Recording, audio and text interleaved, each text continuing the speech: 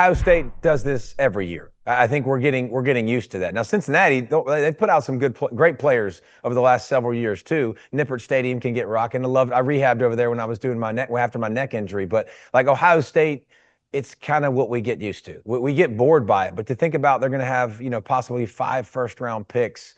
They could have 3 top 10 picks, and they didn't win a national championship, but always a factory for great players. It seems like the best receiver every single year. Carnell Tate might be that guy this year. Guess who's going to be that next year? Jeremiah Smith.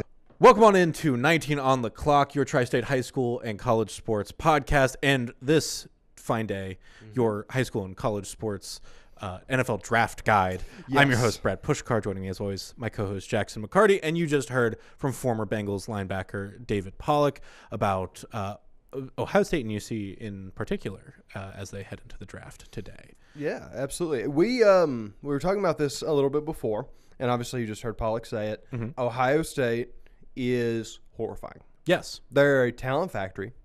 We're not breaking any news. No. That has been well established. But we do have quite a few local kids who work their way up through the Tri-State, have made it to this point in the draft. And Brad, I know you said you wanted to make sure to establish, we are primarily focusing on guys who are projected to be taken in this class. Yes. So the very key thing here is that they will be drafted. Yes. Except for one player, because I put that down, and then I went, if I start listing every free agent, I'm going to go crazy and be up until midnight last night. It's going to get bad in a hurry. And so this is the 5 teams that we always talk about during the football season: Ohio State, Miami, UC, Kentucky, and Louisville.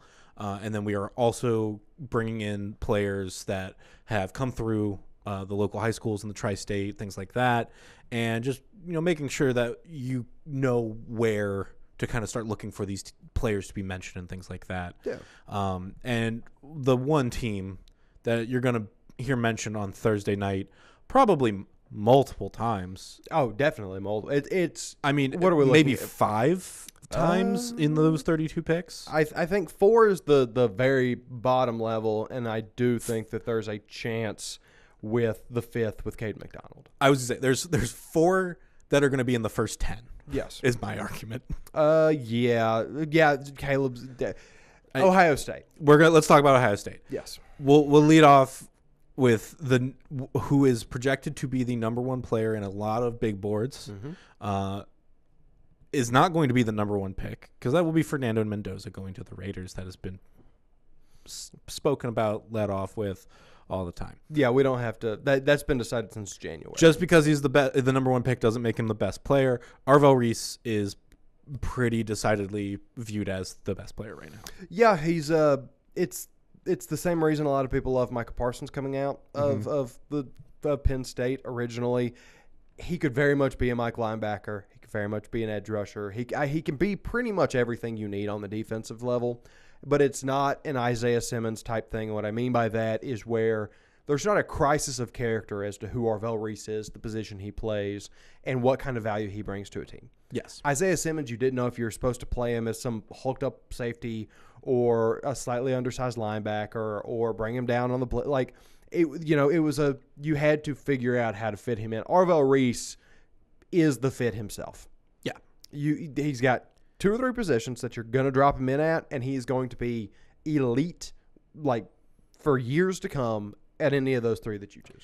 I think the beauty of him is that you can just put him on the edge, call it a day. You can have him take a step back, be the Mike. You can have him do like a hybrid will setup. There's a lot. And basically, like, as much as those are different roles, like, you just can adapt to those a lot more quickly. Absolutely. He's 6'4", measured in at the combine, 241, 32.5 inch arm length, a 9.5 inch hand size, had a 4.46 40-yard dash. A lot of projections just to have the Jets taking him up. I know David Bailey was the one discussed for the Jets for a while. You like Reese more than Bailey, though. By a pretty significant amount. And that's not just Tri-State bias or Ohio State, whatever. Sure. David Bailey is just such a pass rushing specialist to me that, like, I understand the value of that, and, like, sacks are the flashy number and whatever, but Arvell Reese is providing so many different layers whilst not really diminishing that much on the pass rushing front that it feels like a no-brainer to me that it's like, yeah, Arvell Reese, if I was a team that didn't need a quarterback, I would have sent my card in for Arvell Reese at number 1 at 2 months ago. I think it would have been as much of a lock as like Jadeveon Clowney was back in his year, or Myles Garrett whenever Cleveland had him. Like, because whenever teams that don't think they need a quarterback or don't have a quarterback number 1, he fits that mold to me of guys that should have just been no look. Maybe a crazy.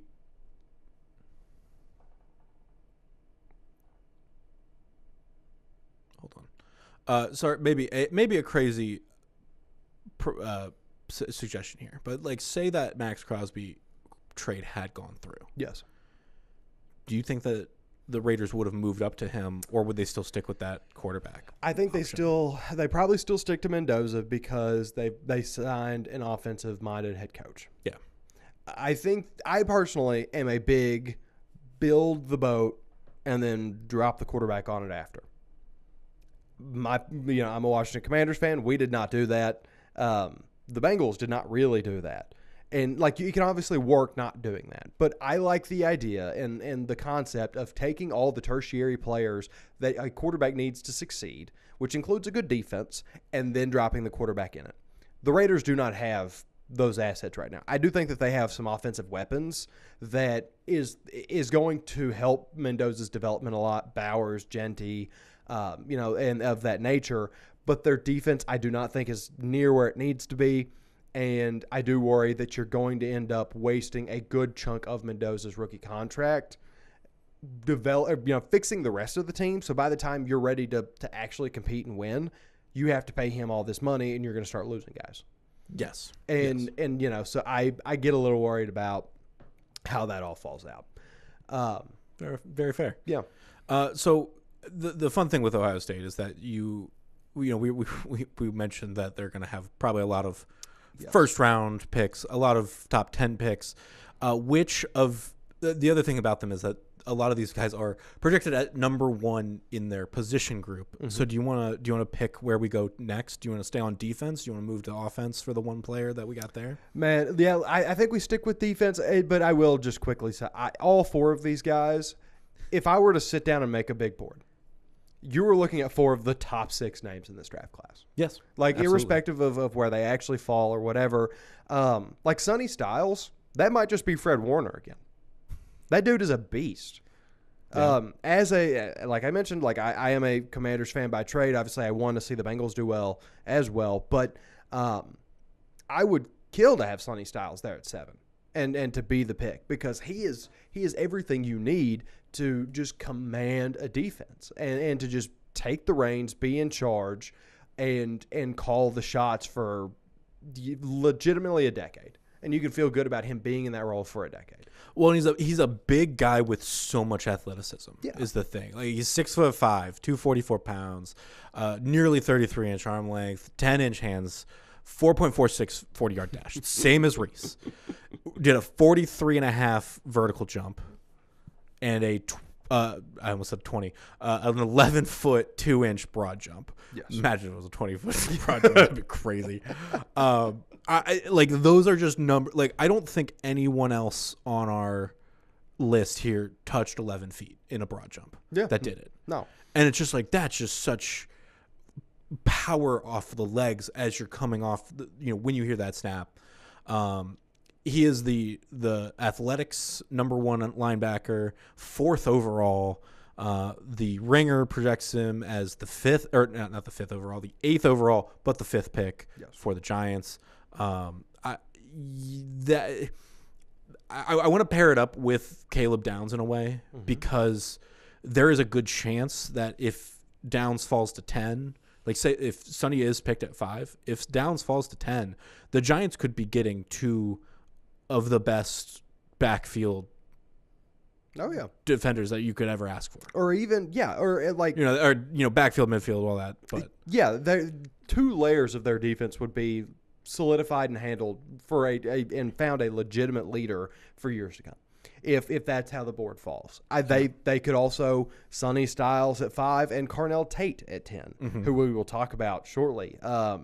There's if a team has 2 draft picks and they come away with 2 Ohio State players in this class, they should feel awesome about how they did.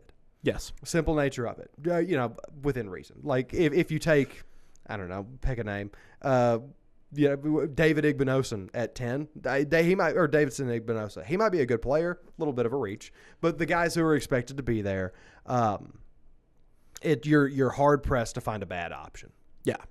Yeah, it's one of those things where I do think as we're talking about this, like those early rounders, like this would work for the Giants. No other team's going to be able to pull this off to the level that would happen. Yeah. But I do think you're right that like, especially like a middle of the field pick where you get that late first round, and then you get like a second rounder, and you get a third rounder. That second and third rounder being from Ohio State, like that's still going to pay off for you in the long run. Oh yeah, on different sides of the ball, most likely. You mentioned Carnell Tate. I think he's going to I think of the wide receivers, he's probably the one that's going to get immediately slotted into any team more so than anybody else on the board. Yeah, I do really like Jordan Tyson from Arizona State. Obviously not in the tri-state, so it doesn't matter. But we can talk a little bit about him. For That's sure. Okay. Jordan Tyson is better at separating. Carnell Tate is better at the consistent, measurable, the day-to-day routine that you're supposed to have as a receiver. Carnell Tate has the fundamentals in spades. I would say Jordan Tyson has a little bit more of what you can't teach. And obviously Carnell Tate is a freak athlete. But Carnell, anytime you watch him, it's kind of what Justin Jefferson had to Jamar at LSU, where it was like Jamar got to make more of the flashy plays and kind of be the superstar. We know who's filling that role right now at Ohio State, Jeremiah Smith.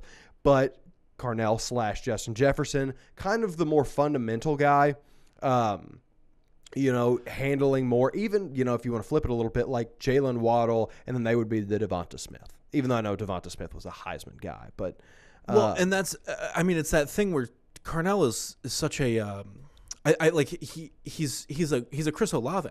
Yeah, basically. Yeah, like where Chris Olave got a little bit outshone by Garrett Wilson when they were playing together, and everybody was like, well, okay, like he'll go to the Saints. I feel like he's had the better career to this point. Yeah, and a piece of that is just being on the Saints versus being on the Jets, but even still, it's not the Saints have been fantastic since he got there either. Like it's been rough teams. Yeah, and there's been a little bit more consistency at quarterback than the Jets have had, which is why I give it like that little bit of he's in a mildly better position overall. But yeah, because he got Carr for 3 years. It was 2 years. Carr and I think like a Rattler period. Yeah, and then Shuck this year. Now Shuck and so yeah, but either way, it's the point is like the fundamentals were what was preached for Olave. Yes, his route running was as crisp as you could find. Carnell Tate is going to do what you need him to do when the ball is snapped every time. Yes, and a lot of times that ends up sounding like you're describing a wide receiver too. You're not.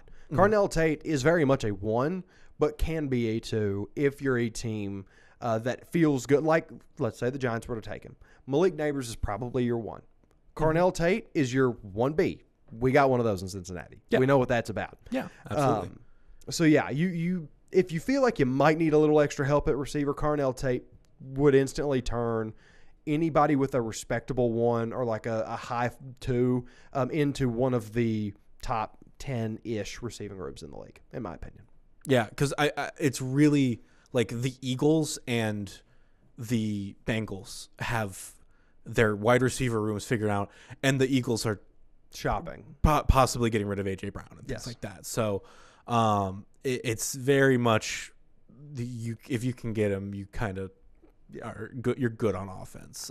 Just some notes with Tate: 6'2", 192 pounds, 31 3/4 arm length, 10 1/4 hand size, ran a 4.53 40-yard dash.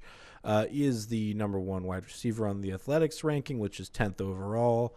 The Ringer NFL show NFL draft show put him at their 4th on their big board, and project him going to the Browns, which I think is actually Judy would be really good too to him. pretty. Yes. Like That's true. that is a really. I don't love the quarterback situation, obviously, but when are you ever going to love the quarterback situation in Cleveland? I mean, No Cleveland fan has loved the quarterback situation exactly. in a long time there. I'm about to say, I don't think I'm offending anybody. I think they know that their quarterback situation is rough. But even if you are a Shore fan, but still, it's Cleveland is a good fit. I think obviously Washington could be there. New Orleans could be there.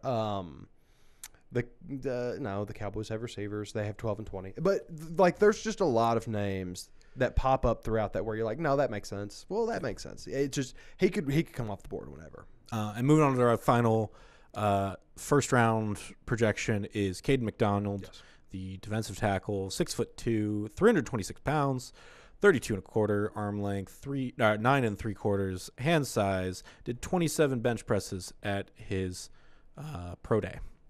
Beast. But I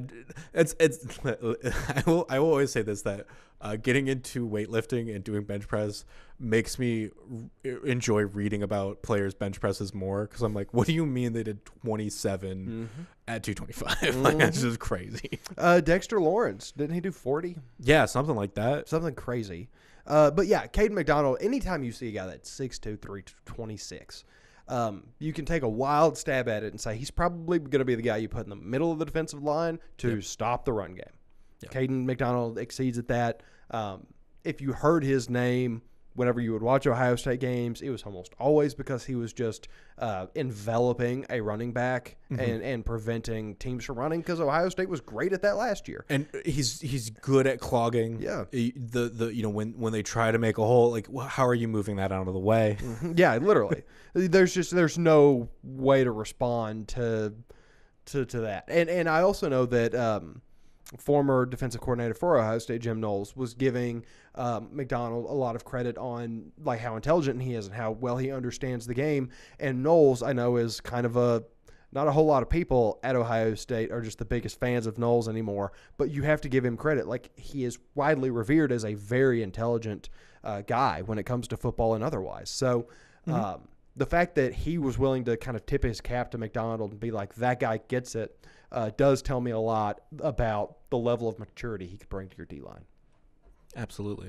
So, and quickly before we move off Ohio State, I do want to give a shout out to Max Clare. I was going to say, actually, I was going to move on to our first. There's a couple second rounders, but I did want to talk about Max Clare because he is our local guy. Yes. I'll hit the stats real quick, and then you can talk about him because he's 6'5", 246 pounds, 32 1/8 arms, 9 1/8 hands. Did not participate in combine, pro day workouts. His tight end 3 for the Athletic and 66th overall, is projected to be a second to third round pick by the Athletic. Yeah. So the trick here is if your team needs a receiving tight end, you aren't super worried about the blocking aspect of it. Maybe you have a good blocker already in house. Max Clare would be your guy. He has the traits. He could be a blocker, but he's not currently one right now. Came over from Ohio State this year after having over 680 yards at Purdue, the Boilermakers. 4 touchdowns there. Gets to Ohio State, 43 catches, 448 receiving yards, 2 touchdowns. Was very much the Lightning, if you will, to Will Camerek's Thunder. Yeah, because Will was more the blocker, more in line. Claire got to do a little bit more of the flash. So, yeah, it looks like he'll probably be a day 2 pick somewhere in the mix. Was at St. X, under Steve Specht. And, he's an interesting one. Not a guy that I feel like you hear a lot of buzz about, but I do think will be a really consistent, kind of maybe 300-ish yards a year, 400 contributor to an offense. Yeah, I think it's partially just that there's not a deep need for tight ends this year, I feel like. I'm trying to think of even like what team besides the Bengals would draft one, because I feel like they always just get a new tight end added in every year. Which, not a bad idea with this one, because, unfortunately, Eric All was hurt. And so, that immediately put some toughness on him to like how things are going to get figured out. For sure. Who all did they bring back this year? Gesicki. Gesicki is back. Sample is back. Sample's back, yeah. And then I guess Hudson and Cam Grandy. So like you could add one. You could totally roll into this with Gesicki. All's probably going to have to be redshirted, right? Or on the IR. Yes. Oh no. Okay. So no. He apparently he was a full participant in the Monday program. So he's going to fight for a roster spot. Point being, I think Gesicki's the only guy who you should like for sure lock in. This guy's going to be on that roster. Yes, I think that's a fair point. And Claire could add a level to that Bengals offense that's worth checking out if he's still there in the third. Yeah, and you mentioned Will Kamarick. He's a 4th round projection, tight end 7. I also wanted to shout out Davison Igbinison, who is a cornerback 10, 2nd to 3rd round projection. Yes. Again, just a lot of talent. And then there's there's a 7th round pick for Lance Styles Jr. projected, and Caden Curry, the edge, in the 4th to 5th. So Igbinosun and Styles will be good depth corners for somebody. Yes. You know, maybe Camp Body, maybe not taxi squad. What's the practice squad? Practice squad for a year or two. But I think that they could see some NFL reps. Did you hear my dynasty your brain fantasy brain coming through? Yeah. To be fair, I did go, oh, what's wrong with that? Oh, right. Yeah. But yeah, no, Ohio State is in this very nice split of, here are going to be some immediate impact starters, and then here are guys that you're going to have sit probably behind a player for a year, learn the game at the pro level, build up some muscle, build up a little bit more, and then come in and be productive, because that's what these guys do. Yeah, absolutely. Now that we've gotten the talent factory out of the way, let's move slightly closer to home. Yes, who is also turning some talent of their own. Oh, absolutely. Unfortunately, there's some guys that don't need to be named that probably could have been on this list this year and have, perchance moved 1,000 miles south. But south and west. Yeah. It's really more west, to be quite honest with you, because you only have to go. You only go a little bit south to go west to there. From Cincinnati to Lubbock, you got to go super south. It's not as. I was gonna say which of us has lived there, but neither. Technically, I was still closer. That's all I'm saying. Absolutely, but still, but it's just a little bit. It's more of like a up. It's a slow plane up when you drive that way. That's all I'm saying. I understand like the direct. Like I understand how the highways run. Okay. Either way, Brendan Sorsby left is the point. But I love that we were like, well, let's. There's somebody that could have been on this list. Yeah, as if we don't have enough content on this. But yeah, so we have 2, 4, 6 guys for Cincinnati that are currently projected to be in and around selection. I'll say really 5, 4 that are 4 to 5 that are projected to be selected, and I wanted to include one free agent, just because I know that he had done a lot this year that I think he can still be taken by a team afterwards and make some marks. Let's start off with Jake Golday. He's the highest projected at a 2, 2nd to 3rd round. He is the linebacker. Make sure I'm looking at the right numbers. 6'4". No, 6'5". Yep. 239, 31 7/8 arm length, 9.5 hands. 4.62 40-yard dash, did 22 bench press on his pro day, 39 vertical jump, and a 10'5" broad jump. The Ringer lists him as the 64th overall pick. The Athletic has him as the 48th overall player on the big boards. Linebacker 4. Let's talk about him. Yeah. So I'm not just crazy about the combine. Sure. I think that I care way more about the tape than these testings and whatever. The testing is just to confirm what you've seen.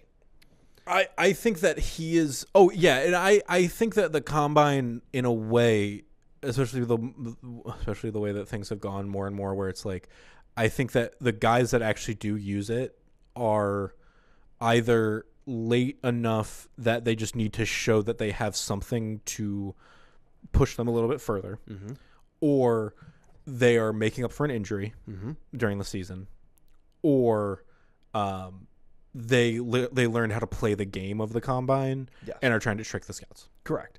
And largely, I prefer to look at it as a big job fair where you're also just kind of showing what you can do. Yeah, and I mean, it also, like, so many players just go to that for the interviews at this point now, too. So. Correct. Point being, Jake Golday simply went to there to confirm that he is a freak of nature athlete. His frame, absurd. His vertical jump was in the 88th percentile. His broad was in the 81st. His lowest percentile was the 20-yard shuffle, still 46th. And whenever you're, 6'5", 239, you're, that's probably not going to be your calling card. I am inspired by the fact that he was at Central Arkansas for 3 years and then jumped to UC and has made such a name for himself in such a short amount of time. Yes. He's created his own lot here. I think that's the biggest thing about this is that, if he had stayed at Central Arkansas, I don't think that he would be in the talks like he is today. He'd probably have been like a 5th or 6th because like Rob Rochelle and like there's some random guys. Deep team that's going to pick him. And then he maybe, makes a big jump in the NFL and everybody goes, wow, why did he only play at Central Arkansas or something like that? Exactly. I do think that, he used the Bearcats in a great way of being able to show his talents in a more competitive environment in the Big 12. And, just made such a impact this year. I feel like he was a very key part of the defense throughout this entire year for the Bearcats, especially on like the every now and then when the offense wasn't cooking as hard. Yeah, one of the more unsung players that really was a contributor in that early success. Golday has earned his stripes, and like I think that obviously the Godfather, we'll talk about him shortly, but he was kind of the face of the defense. Yeah, it was a little bit of a down year. And so, like, but whatever. But, like, I think Golday really was the key performer of that defense all year long, especially of those who are eligible for the draft. And I think that it's going to pay off in a big way for him in however many hours we are from the time you're listening to this.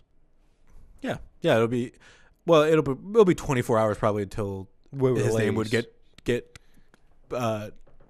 announced, too, because he'll likely be a second, third round. He'll be day 2. Friday, day 2, all that.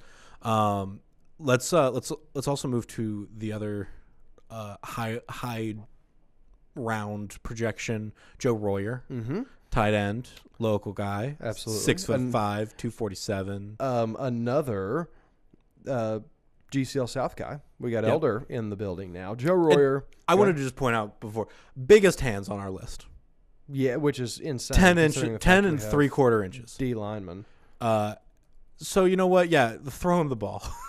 Yeah, it won. He took his moment. He broke Kelsey's records. Yep. Which, like, that worked out pretty good for the last guy. Spent 3 years at Ohio State. Didn't really get a whole lot of PT. So he said, you know what? I'm going to go home. I'm going to go to UC. 2 years of meaningful play time. 937 yards over those 2 years. 7 touchdowns. 11.9 yards per catch, rather. Just immediately showed up and was like, you know what? No, I'm going to become a cornerstone.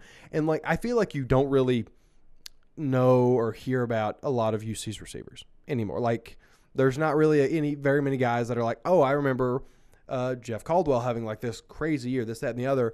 Not to say that they're not, talented or whatever, but it's because Joe Royer became such an institution for that offense over the last 2 years that it kind of made it to where, okay, well, I don't have to try to push my luck with these receivers because I've got this guy down here. Another receiving threat, not quite the blocking threat, but ultimately, he's very much going to be a slightly more inline wide receiver, and ain't nothing wrong with that. Yeah, like we said earlier with Claire, like this isn't necessarily a year that a lot of teams need tight ends. So I think whatever he'll probably sit, he'll sit behind somebody. It would be interesting to see if like a Chiefs do pick him up because they know that Kelsey is on the way out, and not necessarily immediately, but there's going to be a point where age finally catches up to him. Yeah, well, it has started to. Like, yeah. I mean, just the fact that they're retire this year. Just the fact that there were the conversations about is he retiring or not this Right. year, I think, show that. But you know, it's one of those. There's a lot of guys. There's a tight end for the Rams that was picked last year, I believe from Oregon. I can't remember his name, but like you knew that very well going in that like they're waiting for Higbee to kind of decline or fall off, then bring in a younger player. I think that's where a lot of these tight ends are going to end up. Likely in Mark Andrews. Yes. Like, and now granted, Mark just kind of started his fall off, but it didn't go all the way before Likely was a free agent. But like that, the general idea. Plus, having two tight ends, a lot of teams are using two tight end sets. So there's plenty of advantage to just getting a guy and being like, you know what, if he's great, he's great. The Kansas City's already even kind of tried that a little bit with Noah Gray because then they take him in the third round or something. Yeah. Royer absolutely could see a meaningful role on a team early, despite being, a fourth or a fifth round pick. Yeah. Yeah, it's just that benefit of tight ends not being so heavily picked over in a way. Absolutely. So I briefly mentioned the receivers, and UC does have two: Jeff Caldwell, Cyrus Allen. Give us a run through the numbers there. They're both projected to be. So this is the really fun thing when I was going through the Athletics Beast. They're wide receiver 26 and 27. Mm-hmm. I was like perfectly together. 5th to 6th round projections. Mm-hmm. Jeff Caldwell, 6'5", 216, 32 and 5/8 arms, 9 3/4 hand size. Ran a 4.31 40-yard dash. Cyrus Allen is 5'11", 183, 30 and 7/8 arm, 9 1/8 hand. Ran a 4.49 40-yard dash. I think Caldwell is a player like Cyrus Allen to me is going to go somewhere to be a 3. Yes. Is like he'll be a slot receiver for somebody. Teams might want to see a little more quickness out of him. Or it can if he can show a more lateral based movement set, I think that'll be huge for him. Yes. Caldwell I think could be a 2 for a team. Mm-hmm. I also think that he's going to be someone that gets picked, put in a 3 for like a year or two, and then can move up and have the deeper routes. He's definitely got that X frame. Mm-hmm. You're not going to put 6'5" Jeff Caldwell in the slot. Just, Not all the time, yeah. No. I do worry, though, because, he is older as a senior. I think that I presume we don't know if he played any of special teams or not. I would assume he didn't. But I don't believe that's so. one of those that I'd be interested to see if they try to utilize him as special teams because, he's that's still true. relatively light at 6'5".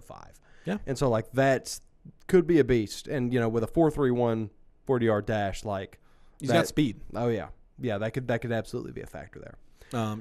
That's a very good point that I could see him being just a special teams unit for a few years, things like that. We'll kind of have to see what happens with all that. Do you want to talk about our last local UC player because we did mention him earlier? Yes, I sure do. The Godfather, Dante Corleone, Colerain's finest. Mm-hmm. So it's been a interesting career for the Godfather. Whenever he was in 2022, when he was a sophomore, he very quickly became one of the most premier names on UC. It looked like he was going to be a potential first rounder for the team if he kept playing like he did. That year, he had 5.5 tackles for loss, 3 sacks, recovered 2 fumbles, forced 2 fumbles. He was just a beast. The next year, the numbers ticked up slightly, but, whatever. Then 2024, 2025, just a little bit more of a struggle, Yeah, and obviously I think that the concern is always going to come down to the injuries and things like that as well. Yeah, for sure. And that's a tough part of, whenever you are a really big dude and your expectation is that you're going to have to get beat up down there. If you can't stay on the field, it does become a really tough deal. And I think that's why he's come down the boards. That said, he is still a mauler. And whenever he's on, he is on. He just has to make sure that he's not picking up too much bad weight. Like that, he's gotten above like 350, I believe. And like that becomes tough. And so his last weigh-in was 340 at 6 foot. Right. And like you do have to monitor that. But I absolutely think that he can be like a true run stopper, space eater in the middle. And if he can commit to staying on top of his weight, making sure that he's healthy, good to go, I do think that he absolutely has a role in the league. It's just it's crazy that if you would have talked to a UC fan 2 or 3 years ago and said that he was a projected 7th rounder, they'd have been like, you're out of your mind. Yeah. And hopefully we get to see Corleone at that next level prove why he has or prove that it was an over-exaggeration as to why he did fall, and that he absolutely still has that level of talent and output possible. I want to be proven wrong, but I think that he will end up being undrafted. Probably. I think that I think he will also be getting invites for practice squads. Yeah, he'll be a priority in UDFA summer, if he all that doesn't stuff. go all the way. So that to me then is like, there's your motivation, and there's your post, there's your bulletin board material of working your way onto a team. Yes. And I think that he can absolutely do that. Another player that I do think can do that without getting drafted is Jack Dingle, a linebacker, 6'4", 232, had a 4.57 40-yard, 23 bench, as 35.5 vertical, 10-foot, 4-inch broad jump, is linebacker 35 according to The Athletic. I think that he kind of was a little bit outshone by Golday during the year, but I think is a player who can contribute. Yeah. Would make it to a practice squad, and then has that chance to make a name for himself later on. So absolutely. So yeah, plenty of chance to hear UC's name get called here. I know it's really exciting in a way. Absolutely, it is. Kentucky has a fair few amount of guys as well. It looks like Jalen Farmer's probably their highest pick. They got a lot of O-line that are going to be some available names to hear. Yeah, it's Jalen Farmer, and ironically, I think Yeager Burton and Seth McGowan could weirdly get tossed around and things like that. But yeah, we'll talk about Jalen Farmer's guard, 6'5", 312, 34 and a quarter, 9 and a quarter hand. Had a 4.93 40-yard. You're not making that guy run. Nope. 27 vertical and a 9-foot broad. I think the thing, he is guard 6 overall by The Athletic, a 3rd to 4th round projection, 94th overall in all of the players, and the Ringer had him at 89 overall. Yes. It's very much, I just think that he's going to be a player that gets picked by a team who can afford to wait a round or 2 or 3 to add to an offensive line. Yeah, swing guy. And he's got good size, prototype. Honestly, maybe a little not too big for guard, but a veering on that tackle size. So if a team really likes his upside and thinks that he might be able to swing between or be a multi-layered backup, Farmer could be an interesting name to watch. Yeah, Joshua Braun is another guard that is mentioned. He's 6'6" too, another of that ilk. 6'6", 325. What is that? It's like a quarter longer arms, an inch bigger hands. Also not jumping very much, which is fine. But he's 7th round to free agent projection, guard 26. I think that's the key thing. There's you hit 26 guards and you're basically out of the draft, right? Type thing. So this is I feel like such a defense heavy, such a wide receiver heavy draft class that you also have running backs like Seth McGowan. He's 6 foot, 223, had a 4.49 40, a 42.5 vertical, 10 foot, 11 inch broad. He is running back 13, isn't projected until the 6th or 7th round. Yeah, and he's a project. Yeah. Ultimately, Kentucky is in that position where there's really a lot of projects, which Yes. I think does kind of speak to how their football team has been the past couple of years. Mm-hmm. Like, a lot of these guys have absolutely had plays where they shine, but ultimately speaking, that refinement is not there, because had the refinement been there, they probably win a few more games. Well, and you have a lot of guys like Seth who are transfers and things like that, and you didn't have a lot of time at Kentucky, so you were maybe more developed by the team before you. Then they come there and you get some changes that make you a little bit more NFL ready, or you are coming in and you're finally getting a year of actual lock-in focus on building yourself through the Kentucky program and things like that. That maybe if you would have had 3 years, would they be a more developed player? Who's to say, type of thing. So yeah. Jaeger Burton I mentioned as well, center, 6'4", 312, big guy, center 9, Yes. 5th to 6th round projection, things like that. Again, these there's certain positions where it's like you're gonna go late, even if you are highly ranked on that side of things. I do think it's interesting that so much of Kentucky's trenches are what's being valued here. Mm-hmm. 4 of their 6 are big boys. I mean, I hate to say it, but I think that was the best thing about the team last year. Yeah, one of the few bright spots. We talked about it pretty much every week. How those 2 layers were, if you were going to find something to be happy about with Kentucky, it was going to be there. Because it was kind of that thing at the end of the day where we went, well, yeah, Cutter Boley or Zach Calzada, they're protected. Yeah, they're just not. Yeah, they're making not doing the throws a they whole lot needed to do, type thing. So, but yeah, and Kendrick Law, a wide receiver for Kentucky, 5'11", 203, 4.45 dash, 21 bench press, 42 vertical, 10 foot, 8 inch broad, wide receiver 22 from the Athletic, and a 4th to 5th round pick. It's that thing, like, he has tape. Yes, but it's not the best. It's not going to be the best tape when you're getting throws from Calzada for part of the year. Yeah, that's going to be very internal stuff. Yeah, it's going to have to be a very internal review. Yeah, and I think it's like that. Kentucky is arguably a team where going to the combine, going to pro days is going to help them out in the long run, because it'll show what those guys, what potential those guys really have. Yes, absolutely. So let's move to Louisville, because we are slowly shrinking down these classes a little bit. And really, let's talk about the big name from Louisville, Chris Bell, wide receiver, 6'2", 222, 31 3/4 arm length, 10-inch hands. Did not participate in the combine drills. Is wide receiver 8 from the Athletic, 47 overall, 61 from the Ringer, and is a second round projection.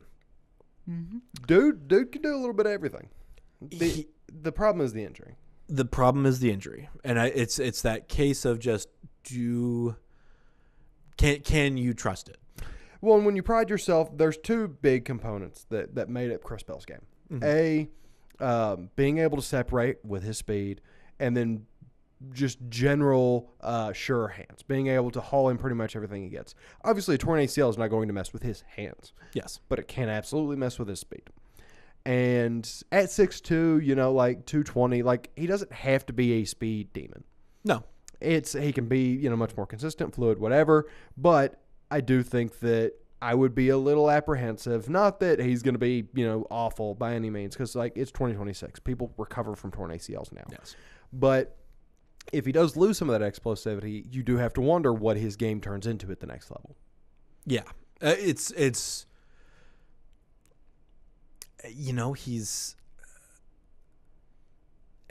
does he turn into more of a short down? Yeah, he guy? absolutely could. It could be a Pierre Garcon with Washington type of deal, where it's like you have Deshaun Jackson, you have the Deshaun Jacksons of the world to just go down the field. Mm-hmm.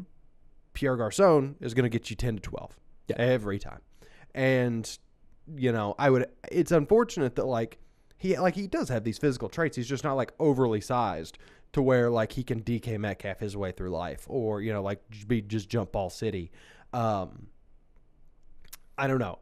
Chris Bell is just one of those really interesting ones to me, where it's I think you could fit into a multitude of roles, but not having been able to commit to any of them prior to the injury, having to make sure he commits to them when he gets to the league, that requires a level of understanding his mentality and how he is like as a teammate. And obviously I've not had those conversations. So Chris Bell becomes a very big question mark to me specifically. Like he would be one I would love to hear what scouts think about. Yeah. Because I think that they will absolutely vary across the board. But I think he is I think he is worth a high pick, like a second, third round pick. Mm-hmm. Just because it's like if he falls to the third round, you go, oh, well, yeah, I'm just going to take this. And if it doesn't work out, it doesn't work out. But right. The upside's there. Absolutely.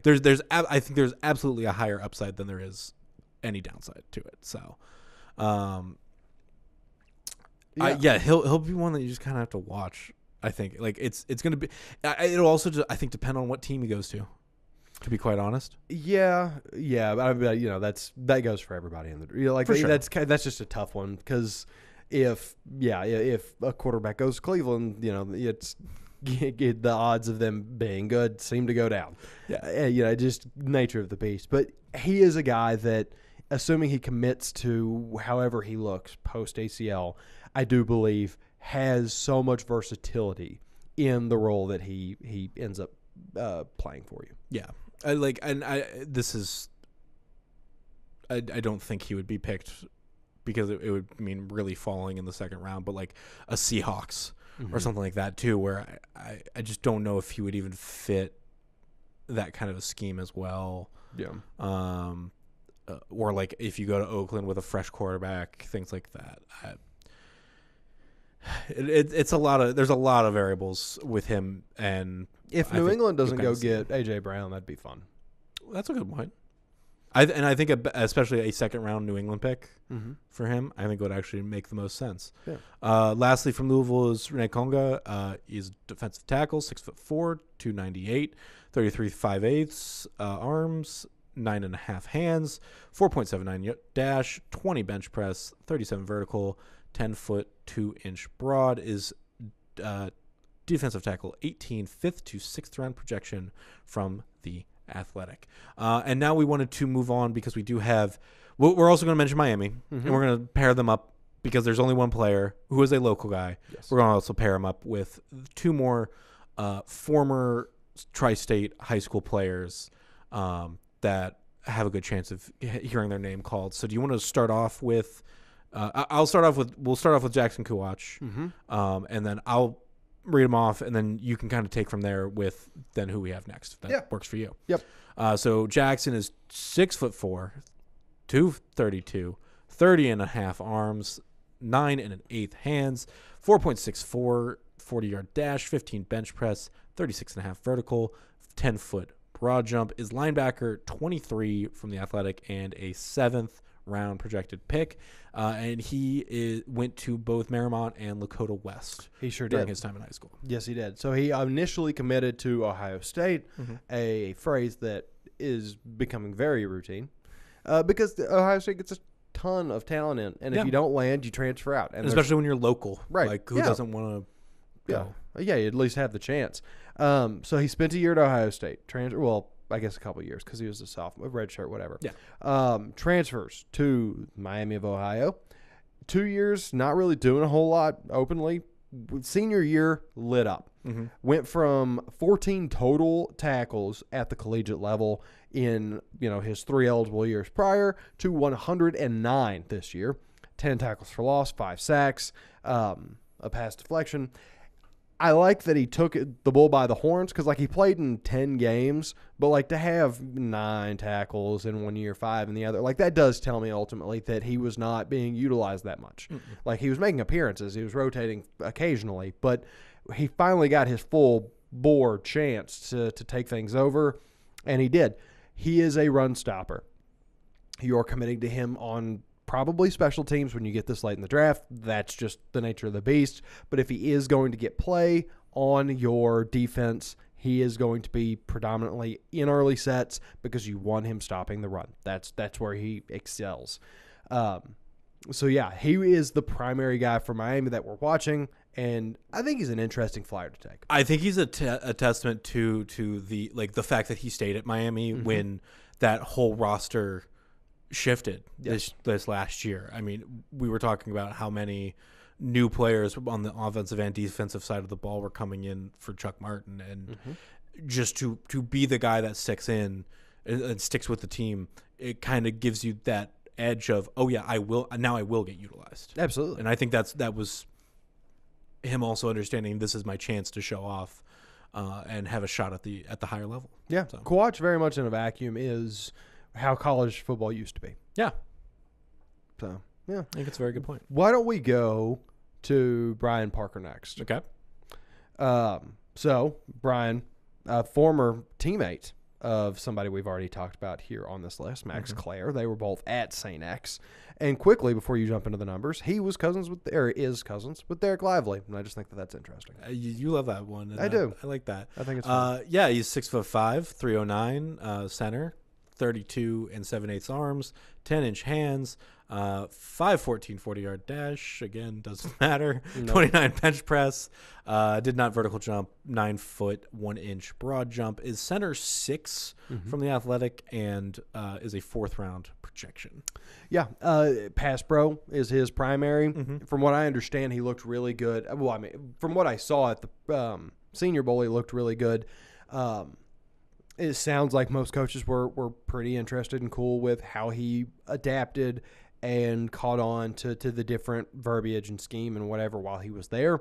Said it didn't take him long to learn, which as a center obviously is very important to understand that game at a high level. There's not really stats for us to talk about, but it looked like at Duke he really committed to the growth period and just stuck it out, was like, you know what, this is where I'm going to be. I'm going to develop, and then I'm going to get where I want to be and eventually become a meaningful starter for this team. He did exactly that. I think it's going to pay off in spades by him getting selected early day 3. Yeah, I mean, arguably paid off for Duke in the long run as well. Absolutely. Having a solid pass protection. Yeah, it's hard to talk about centers, man. It is. It is. It's like, is he big? Does he have hands? Does he stop defenders from getting to the quarterback? All right, there you go. Exactly. So, yeah, it's easy to sandwich him between James Thompson as we round out our local guys. Yep.